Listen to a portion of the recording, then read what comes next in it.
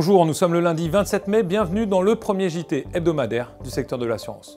Cette semaine, nous poursuivons la revue de résultats avec l'année 2012 des assisteurs qui résistent bien à la crise. Nous écouterons ensuite Lotfi El Bardadi revenir sur les changements de critères de notation chez Standard & Poor's. Les annonces de résultats continuent dans le secteur avec toujours des bilans annuels rendus publics. Alors que une à une les entreprises d'assistance annoncent leurs résultats, le syndicat national qui les regroupe, le SNSA, a fait le point sur les chiffres du secteur. Les assisteurs, qui sont maintenant tous des filiales de grands assureurs, résistent bien à la crise, comme vous allez l'entendre dans ce sujet de Thibaut Vadjou. Les sociétés d'assistance savent tirer profit de la crise. Elles sont de plus en plus sollicitées par les Français.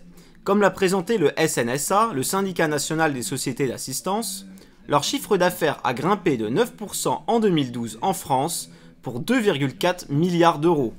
Nous traversons la crise parce qu'en fait, les effets de la crise, c'est que les citoyens français ont de plus en plus besoin de rassurance, de garanties avant de partir. Ils ont toujours l'obsession du risque zéro, le principe de précaution est fort, donc nous bénéficions en quelque sorte de cette inquiétude générale qui fait qu'ils ont recours de plus en plus à nos services. Plus précisément, l'assistance automobile, qui représente 60% de leur chiffre d'affaires, continue de très bien marcher. Le marché de l'automobile, il y a deux parts de ce marché. Il y a le marché des constructeurs automobiles qui est effectivement en diminution, donc là, cela se répercute sur notre activité. Mais en revanche, le marché des portefeuilles d'assureurs, lui, nos activités augmentent parce que nous constatons, et un certain nombre de sondages l'ont montré, que les voitures sont moins bien entretenues aujourd'hui qu'elles ne l'étaient autrefois. Et d'autre part, les Français qui partent en vacances plus proches de chez eux utilisent plus leurs automobiles. En conséquence, plus d'interventions pour les assisteurs. Dans l'assistance voyage, même si le tourisme souffre, le chiffre d'affaires progresse. Les prestations que nous fournissons sont de plus en plus chères. Nous avons des centres médicaux à l'étranger qui sont de plus en plus performants, ce qui fait que nos clients, qu'autrefois nous cherchions à rapatrier très très vite, aujourd'hui nous les soignons sur place quand les structures hospitalières sont de qualité et donc les frais médicaux de ce fait augmentent beaucoup, ce qui fait l'augmentation effectivement des coûts et donc des chiffres d'affaires. En dehors de la France, les sociétés réalisent également de belles performances. Le chiffre d'affaires monde a progressé moins que le chiffre d'affaires France, avec plus 6,8%. Les sociétés d'assistance françaises se développent beaucoup dans le monde.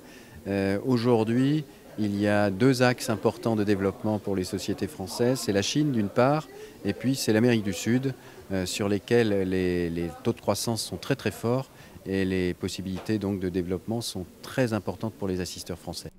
Les sociétés d'assistance savent donc aller chercher la croissance dans ces nouveaux pays et accompagner leurs clients dans les pays matures vers de nouveaux services.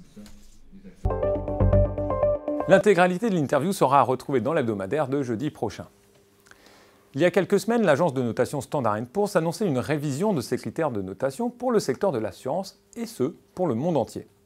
Depuis le début du mois, les critères sont connus et publics, et voici quelques détails par Lotfi El Bardadi, directeur assurance chez Standard & Poor's. L'objectif de ce changement, c'est effectivement de rendre notre méthodologie de notation plus transparente et plus comparable au niveau mondial. Ce changement de méthodologie n'est pas, n'est pas une révolution, c'est une évolution à partir d'un cadre assurance qui a fait ses preuves, qui a bien performé dans le passé. Donc c'est plus une volonté d'être plus transparent, rendre certains facteurs qui aujourd'hui sont appliqués dans notre critère un peu plus explicites. Aujourd'hui, ils sont pris en compte, mais de façon un peu plus implicite. On peut par exemple noter le cas de notre évaluation du risque pays, risque sectoriel, qui aujourd'hui, quand on analysait la position concurrentielle d'un assureur, est implicitement pris en compte. Aujourd'hui, je l'évoquais un peu plus